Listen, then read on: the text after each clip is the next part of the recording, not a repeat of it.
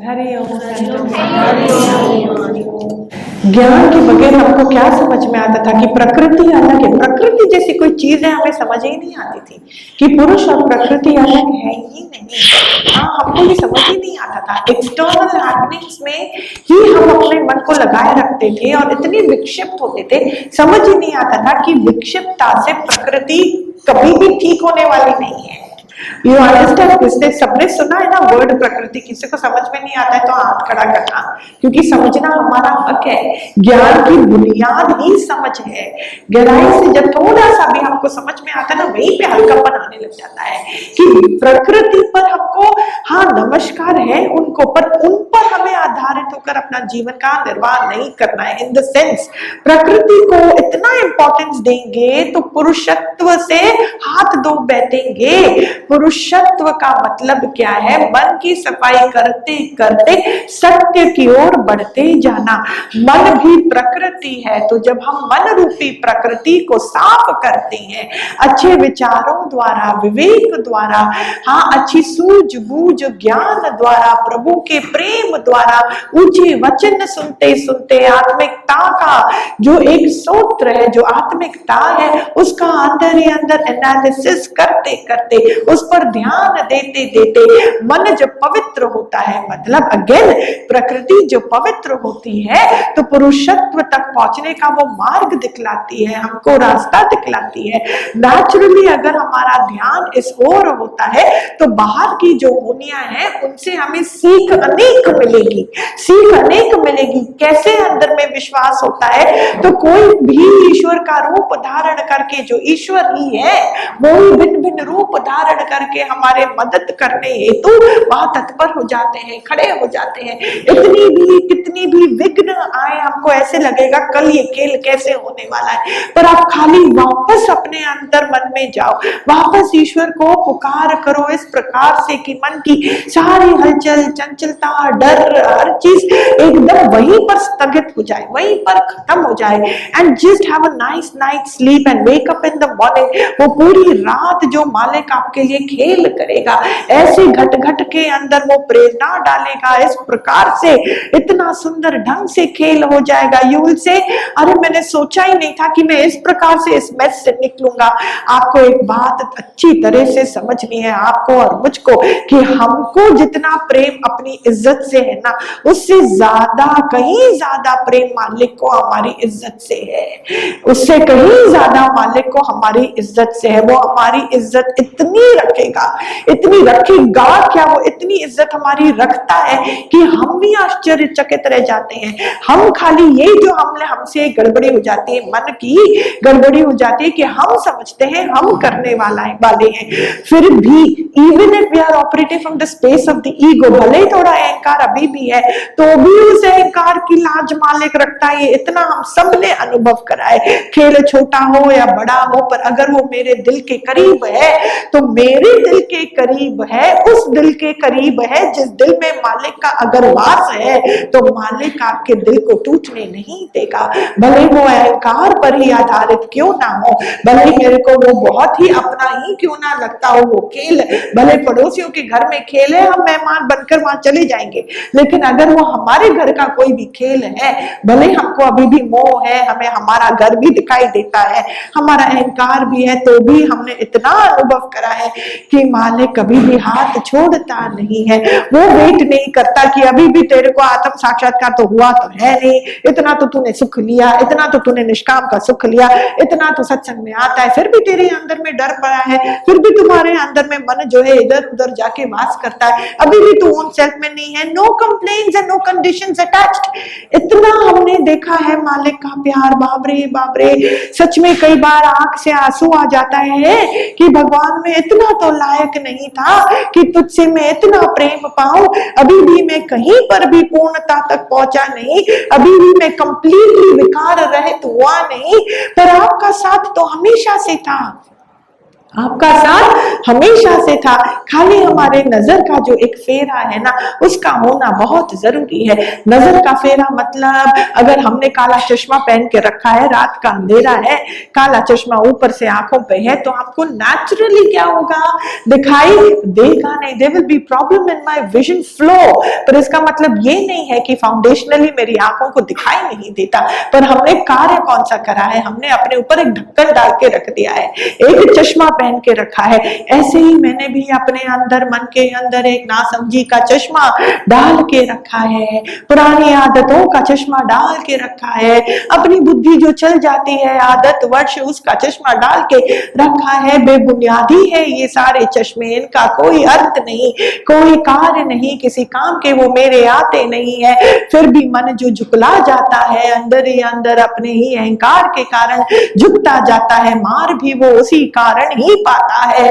मैं बोलती हूँ जागना अनिवार्य है, बहुत जरूरी है, जागना जरूरी है। जागते जाओ, किस ओर जागते जाओ, इस प्रकार से जागते जाओ कि मैं पहचान पाऊं, ईश्वर के होने को पहचान पाऊं। उसके लिए खाली मंदिर पर आधारित ना होना पड़े। मेरा मन इतना सुंदर है कि वो ही स्वयं ही मंदिर ही तो है, वहां पर मेरा ईश्वर विराजमान है, उसकी मैंने स्थापना वहीं पर कर दी है और उसके ही थ्रू मैं चलायमान हूँ। मेरा जीवन अब मेरा नहीं है, वो उन्हीं का है, उन्हीं पर समर्पित है। हर होनी को उन पर समर्पित कर डालो तो किए हुए कर्म जब सामने आते हैं उनसे भी मैं छुट जाता हूँ, क्योंकि वो भी तो मेरे इस होने के जीवन का हिस्सा है। तो मैंने जब जीवन को ही समर्पित कर दिया तो कर्म का खेल जो सामने आता है वो भी तो उनके आगे समर्पित हो जाता है। The point is we have to learn to be smart even in the spiritual world. और वो किस प्रकार की स्मार्टनेस की मैं बात बोलती हूँ,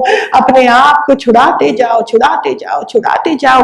सीख इस प्रकार मुझे मिलती जाए, इस प्रकार का मेरी नजर हो, इस प्रकार का मन का अनुभव हो, इस प्रकार की मेरी बुनियाद हो कि खेल हो चाहे कुछ भी, पर मन का जरूर आत्मिकता की ओर का विस्तार हो। खेल हो चाहे कुछ भी, पर मन का जो विस्तार है वो आत्मिकता की ओर ही हो, ऐसी मेरी सीख हो। तो ईश्वर की कृपा कैसे ना हो, ईश्वर की कृपा कैसे ना हो। कोई भी हमसे एक्सपेक्ट नहीं करता है यहाँ पर कि मैं पैदा होते ही सीखा सीखा हुआ बंदा ही प्रकट हो जाऊं। पैदा होते ही ऐसा नहीं है, उल्टा बात कौन सी सच्ची है कि जिस दिन अंदर से अलख जगती है उसी दिन तो मेरा साचा जन्म होता है। जिस दिन मेरे अंदर से अलख जगती है उस दिन ही तो मेरा साचा जन्म होता है, नहीं तो मैं मृत्यु समान, मृत्यु बंदे से क्या आकांक्षाएं होती हैं। सारा जड़ जो प्रकृति है वो भारीपन को प्राप्त होता है। जैसे ही मृत शरीर को आप उठाने जाओ तो उनके उसके अंदर में भारीपन प्रतीत होता है। ऐसे हम सब जो है जब तक अलख नहीं जगा था, जब तक प्रभु प्रेम नहीं जगा था, until and unless we are truly sincerely harmless people, we are very heavy for people to bear. Our weight is very difficult. तो ये भारीपन टैक्सेबल है संतों, ये टैक्सेबल है। इसका टैक्स जब हमको भरना पड़ेगा तो बहुत दुख का अनुभव होगा, बहुत दुख का अनुभव होगा। तो इसलिए सीख इस प्रकार की मैं सीखूं कि अंदर से मेरा अलख रोज जगता जाए, मैं और हल्केपन को प्राप्त हो कि मैं मृत्यु की कैटेगरी में ना आ सकूं, और अंदर ही अंदर मेरी जो एक अलख है वो जगती जाती है, ज्योत जगती जाती है। मैं माता प्रकृति का सहायक बनता हुआ बनकर पुरुषत्व को मैं प्राप्त होता जाऊं। ये किस प्रकार से मेरे जीवन में सत्य होगा, किस प्रकार से ये मेरे जीवन में प्रैक्टिकल होगा। जब अंदर बोला ना मन है, मन के अंदर है मंदिर, तो वो मंदिर की स्थापना कब होगी, कब होती है और कब बनी रहेगी, जब इस मन के अंदर में किसी की भी बुराई अंदर में टिक सकती नहीं है। नजर इतनी सुंदर हो गई है कि आराम से दिखाई देता है। Really, who is flawless? The person who sees no flaws is flawless clearly. Flaw समझते हैं, ये अंग्रेजी वर्ड है, बहुत सुंदर वर्ड है, मतलब कमजोरियां, बुराइयां, थोड़ा सा अधपकापना, कहीं पर भी हम बोलेंगे नहीं ये बच्ची जो है ना ये बहुत सुंदर है, बहुत स्वीट है, सच्ची इसका ना बहुत स्वीट है, लेकिन इसमें ये भी बात, ये लेकिन हमसे किसी ने ये, तो हम अपने आप को समझते क्या है, जो हमने अपनी बुद्धि से किसी के ऊपर कोई टिप्पणी करी, जहां आप ऐसा करोगे मन का जो मंदिर है ना वहीं पर वो वहां पे शट डाउन हो जाएगा। मन के अंदर में जो ईश्वर की स्थापना करी है वो बिल्कुल भी वहां पे टिकने वाली नहीं है। हम बिल्कुल ना समझे कि मालिक हमारे अंदर के मन पने को नहीं समझता, ऊपर से बाहर से झुका जरूर मैंने शीश पर मन भरा ईश्वर से, मन भरा इच्छाओं से ईश्वर से नहीं। जिस दिन मन ईश्वर से भर जाएगा हमको बाहर से झुकने की जरूरत ही नहीं पड़ेगी। पर बाहर से झुकता इंसान तब है, समझता है मैं रिझाऊंगा अपने ईश्वर को, पर मन में है इच्छाओं का ही विस्तार, आत्मा का विस्तार नहीं। किसका विस्तार? इच्छाओं का। मेरी बात बन जाए, ये रह जाए, वो रह जाए। या तो डर के कारण झुकते हैं, या इच्छाओं की पूर्ति हेतु झुकते हैं, या तो अहंकार को बचाने हेतु झुकते हैं। और इसका भी हम अहंकार करते हैं। घर वालों को बोलते हैं तुझे मालूम है मैं प्रार्थना करती हूँ तो तेरे लिए करती हूँ, मैं अपने बच्चों के लिए प्रार्थना करती हूँ। और हम लोगों को भी बोलेंगे please keep us in your prayers. क्यों? आपका रिश्ता भगवान के साथ डायरेक्ट नहीं है, आपको पंडितों की जरूरत पड़ती है, लोगों की जरूरत पड़ती है कि पंडित को बुला के भागवत करें। क्यों? मेरा रिश्ता मेरे कृष्ण के साथ इतना हल्का है कि मेरे को किसी और की जरूरत है कि वो स्वाहा करे। क्यों? मेरे अंदर का जो हवन कुंड 24 घंटा चलता है उसमें मैंने अपने विकारों की आहुति नहीं करी। अरे विकारों की आहुति नहीं करेंगे कौन सा कृष्ण का दर्शन होगा? कौन सी कृष्ण का दर्शन होगा? तो my relationship with myself is so unstable that even God would not want to come in my space. He will not show up in my space. इतनी छोटी छोटी बातों से मन बिगड़ जाता है। इतनी छोटी छोटी बातों को लेकर पास्ट की मन के अंदर लेकर रखा है। कौन से मंदिर का? मन के अंदर में निर्माण होगा। मैं एक बात बोलती हूँ, सुनो और समझो कि जीवन में सुख पाना बहुत आसान है। जीवन में सुख पाना बहुत आसान है। जीवन ही सुख का खान है, जीवन ही सुख का खान है। नेचुरली मृत्यु के बाद कौन सा सुख की अनुभूति होनी है? तो फिर जीवन में ही तो सुख का अनुभव करने का मुझको सौभाग्य मिलता है। पर वो जो सुख है वो इंद्रियों तक सीमित नहीं है। So please let's zip out of this small static world. Small static world, स्थूलता से भरा हुआ ये जीवन मेरे लिए तो कतई नहीं है, बिल्कुल भी नहीं है। What does that mean? Raise your senses, raise your vision, raise the level at which your mind is operating. अपने आप को ही आप ऊंचाई की ओर लेकर जाओ। वेट ना करो कोई और आके मेरे को प्रमोशन देगा, कोई मेरे को प्रमोशन देगा। वो बाहर की हैपनिंग्स है, वो बाहर की जो दुनिया है। पहले मेरे को ही अपने मन को प्रमोट करते रहना पड़ेगा। पहले देखा स्त्री चोला, पहले देखा पुरुष का चोला, अब चोलों से मेरे को कोई मतलब नहीं है। ऐसा हो गया मेरा मन का ये प्यारा जो है क्वालिटी मन की ऐसी हो गई है कि अभी चोलों से मेरा कोई मतलब नहीं। अब फिर प्रमोट करो वहां से अपने आप को कि जिस दिन मुझे अपने मन के विकारों से भी कोई इंटरेस्ट नहीं, समझ में आ गया जैसे पवन अपना कार्य करता है, सूरज देवता अपना कार्य करता है, ये पानी जो है जो अपना कार्य करता है, मन भी अपने कार्य में लीन है। उसके कार्य में विकार आता है तो आता होगा, पर मेरे अंदर में ये निश्चय बहुत ही उत्तमता तक पहुंच चुका है कि ये विकार भी मेरा कुछ नहीं बिगाड़ सकते, विकार मेरा हो ही नहीं सकता। ये मन का वहम है, मन का भ्रम है। जिस दिन मैं उस ओर जाती हूँ उससे बड़ा कोई विकार नहीं, पर जिस दिन मैं जागती ज्योत को प्राप्त होती हूँ, जागती जाती हूँ इस प्रकार कि मैं इन चीजों से अपने आप को अलग कर पाती हूँ, उस दिन मेरी जीत होती है। मैंने अपने आप को और प्रमोट करा, मैंने अपने आप को और प्रमोट करा। बाहर की प्रकृति माँ मेरे आगे तत्मस्तक हो जाती है, मुझे प्रकृति को चलाना नहीं पड़ता। वो तो बहुत उत्तम तरीके से, बहुत ही सुंदर तरीके से, in a way that it would suit me the best, उस प्रकार से वो अपने आप चलायमान होती है। क्या बोले, किसको बोले, कैसे बोले, मालिक को यूं कर यूं ना कर, ये कितनी गड़बड़ वाली बात है। आई एम टेलिंग यू, अपने रोजाना जीवन में फिर थोड़ा झांको, फिर थोड़ा देखो, किसको अपना समझा। जिसको मैंने अपना समझा उस पर हम हुक्म चलाते हैं, उसको बोलते हैं oh my God I don't like this ways of yours, right, ऐसे खाना नहीं खाते, ऐसे बातें नहीं करते, तू ना ऐसे कपड़े मत पहना कर, तू ना ऐसे मत सोचा कर, look I don't like this. वहां पर कैसे मैंने सच्ची, वहां पे मैंने अंधकार प्राप्त कर लिया, वहां पे I have allowed darkness to come inside. वहां पर मेरी मैं कितना प्रत्यक्ष होती है, समझ में आता है। जो हमसे बड़ा है, जिसके आगे मेरी चलने वाली नहीं है, जो 1 लाख मार के मेरे को ठुकरा सकता है, और वहां पर मेरा लॉस होगा तो वहां हम दुबक के चुप करके बैठ जाते हैं। अपने बॉस के आगे बोल के दिखाओ, अपने घर के बड़े आगे, जिनके पास अब पूरे घर की और तिजोरियों की चाबी है, उनके आगे थोड़ा सा अपनी चला के दिखाओ मुझको, वहां पे तो दुबक के बैठ जाएंगे, क्योंकि वहां हमारी दाल गलने वाली है नहीं। इतनी अकल हमारे मन के अंदर में है, तो फिर हम उसका सदुपयोग क्यों नहीं करती हैं। प्लीज अंडरस्टैंड, किसी ने हमसे जब पूछा नहीं तो वहां पे बोलना नहीं, किसी ने जब हमसे पूछा नहीं तो वहां पर बोलना नहीं, और जब बोलना ही नहीं है तो मन को चलाकर मन की ऊर्जा का बर्बादी करना बनता नहीं है। और जब बोलना नहीं है तो मन की अंदर में बातें कर, मन ही मन में ना हमारे ख्याल, देखो देखो देखो ये ऐसी, देखो ये वैसी, क्या कर रहे हैं हम। इतना सुंदर जो यहाँ का माहौल है, इतना सुंदर जो हमारे अंदर में एक आशीर्वाद जा रही है, आपको मालूम है कितने कर्मों का नाश यहाँ बैठे बैठने मात्र से होता जाता है। हमको उसकी लाज रखनी है ना, उसकी इस आशीर्वाद की लाज रखनी है। हमारे मन की पवित्रता के भले किसी और को मालूम पड़े ना पड़े, पर प्रकृति माँ को सब दिखाई देता है, सब दिखाई देता है। So the nonsense that goes in our mind is also registered, and all the sensibilities that go in our mind is also registered. So please be very clear about it. निश्चय करो ऊंचाई का संतो तो वहां पे प्राप्त हो ही जाएंगे। निश्चय करो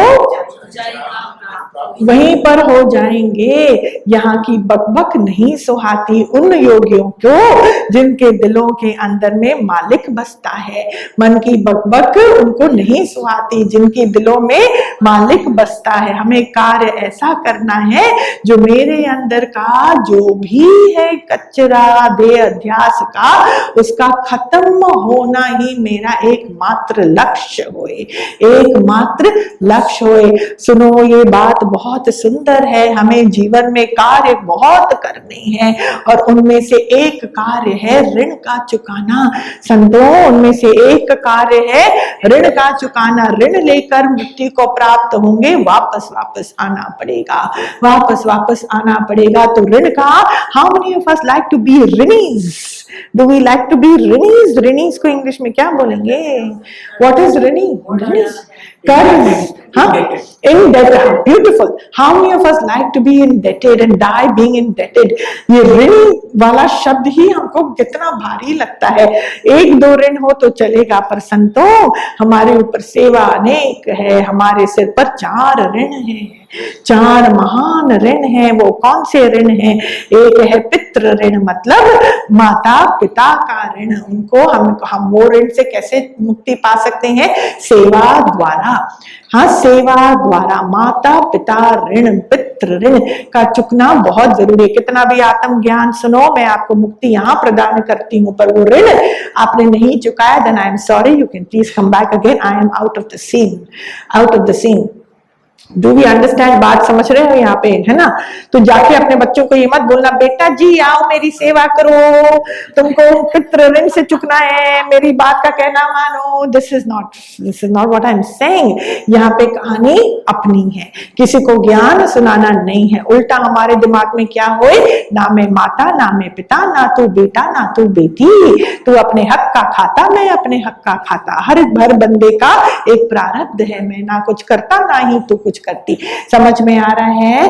पर जो भी ज्ञान है ये हमारे लिए है, हमारी नजर भी ना जाए कि देखो यहाँ पे ना मेरा बच्चा बैठा है, I am hoping that person is listening, this is not what this is, okay, this is for us. तो पहला ऋण कौन सा संतो? माता पिता का ऋण। आप देखो ये कितनी मेहर होती है, कृपा होती है कि कभी हमको सेवा का मौका मिलता है तो पीछे हटकर कभी ना जाना, नहीं तो आत्मज्ञान भी फलीभूत नहीं होगा। No running away, there are no shortcuts. Clear, loud and clear. आगे चलते हैं। दूसरा ऋण होता है ब्रह्म ऋण संतों। यहाँ पर बैठे बैठे ब्रह्मत्व का आनंद उठाते हैं। ब्रह्म तत्व नहीं, ना आप बचोगे, ना मैं बचूंगी, ना प्राण चलेगा, ना ही यहाँ पे दिल धड़केगा। ब्रह्म ऋण होता है ये संतों। ब्रह्म तत्व का ऋण हमको चुकाना पड़ता है, राइट? ये होता है कि आप ले लैंग्वेज में समझो। ये जो पुराण है उसमें तो बहुत गहराई से बताया है, but I am going to cut the long story short. ये है ईश्वर का ऋण। ईश्वर का ऋण क्या है? ईश्वर तो बस यही चाहते हैं कि मैं सदा सुखी रहूं, मैं सदा सुखी रहूं। अंदर में आत्मिकता जो हमारा ईश्वर हमको मनुष्य चोला देके रखा है उसका मैं लाज रखूं। मनुष्य चोला का जो अल्टीमेट गिफ्ट होता है वो है द माइंड। उस माइंड को समझते हुए मैं ऊंचाई की ओर जाता जाऊं, ये है ईश्वर के ऋण की पूर्ति। इंसान मनुष्य जो है मन का ईश्वर, तो वहां तक पहुंचेंगे तो मैं ईश्वर का ऋण चुकाता हूं। किसी के लिए भी गलत ख्याल ना हो, किसी को भी मैं गलत ना ठहराऊं, मतलब lead a beautiful healthy life mentally and physically. इससे हमारा ईश्वर का ऋण चुकता है, ईश्वर का ऋण चुकता है। फिर आते हैं देवी देवताओं का ऋण। किसका ऋण? देवी देवताओं का ऋण। नाम दो देवी देवताओं का भैया, जिसका ऋण चुकाना है नाम तो समझ में आए कि भैया हम किसका ऋण चुका रहे हैं। Whom am I indebted to? Anybody, anything. Tell me any देवी देवता name. संतो जैसे महेश, चलो हाँ मनोज जी बात करी ना, सूर्य देव। फिर और कौन से देवी देवता हैं? वायु देव, जल देव, पांच महाभूत। इनको हम देवी और देवता बोलते हैं क्योंकि ये इतने निष्काम में हैं, इतने निष्काम में हैं, खाली देते जाते हैं, देते जाते हैं, देते जाते हैं। कभी भी इन्होंने रिटर्न में हमसे कभी ना कोई अपेक्षा करी। उनको मालूम है हम क्या तो भी देंगे। इंसान का दिमाग, ग्रंथों में लिखा है, is the weakest thing on this planet. कांच भी इतना वीक नहीं है जितना इंसान का दिमाग है, इतना। हाँ दिमाग है, पर उस दिमाग की वीकनेस को हम किस प्रकार से जीत पाते उस पर मैं आती हूं। तो देवी देवताओं का ऋण हम किस प्रकार से चुका सकते हैं? सुनो, ये है ज्ञान की बात। अगेन मैं आपको शॉर्ट में बोलूंगी। जितना निर्वाह के लिए जरूरी है उतना ही एकत्रित करना जरूरी है। जितना निर्वाह के लिए जरूरी है उतना ही एकत्रित करना जरूरी है। उससे ज्यादा क्या होगा? हम ऋणी हो जाएंगे। जिसको आवश्यकता जिस चीज की है हमसे ज्यादा और हमारे पास भरपूर है, तो हमें वहां विशालता में आना जरूरी है। What is not important, do not store it in your houses. It is even considered wrong feng shui and that will also expire in its own time। और हमारे अंदर में ऋण चुकाने का मौका भी निकल जाता है, हट जाता है। इसलिए निष्काम की बहुत महिमा है। हाँ, विशालता वाले दिमाग की बहुत महिमा है। सामने कोई ऐसा खेल आ जाए, कोई और मुझसे ज्यादा जरूरतमंद है, उसको अगर आपने दे दिया तो मैंने देवी देवताओं का ऋण चुका दिया। पर इसलिए नहीं मुझे गौ माता को रोटी खिलानी है कि पूर्वजों तक पहुंचता है, वहां से मेरे को आशीर्वाद मिलेगा। मिलने वाली भावना में फिर ऋणी हो जाएंगे।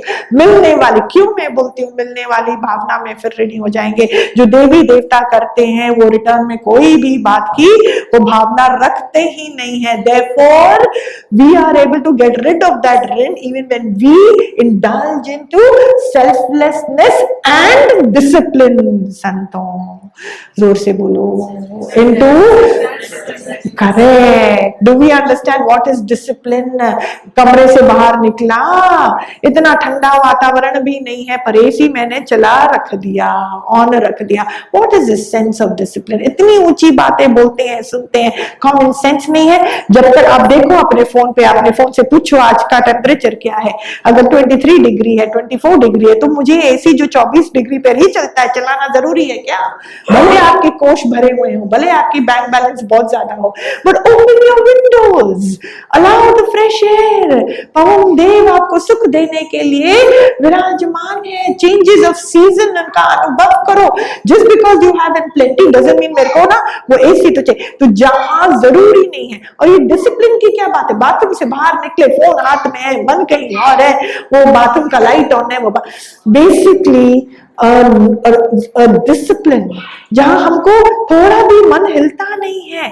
कोई एक प्यारी जो है बाथरूम में नहा रही थी भैया, नहा ही रही थी। समय निकलता गया, एक 10 मिनट निकला, 15 मिनट निकला, एक 20 मिनट निकला, बाहर ही नहीं आई।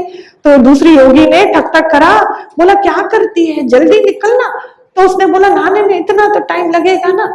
तो फिर भगवान के मुख से निकला, नहाने दो 1 मिनट और उसका अगला जन्म राजस्थान की भूमि में निश्चित वो स्वयं करती है। और वो भूमि ऐसी जहां अगले 2000 साल तक पानी मिलना नामुमकिन है।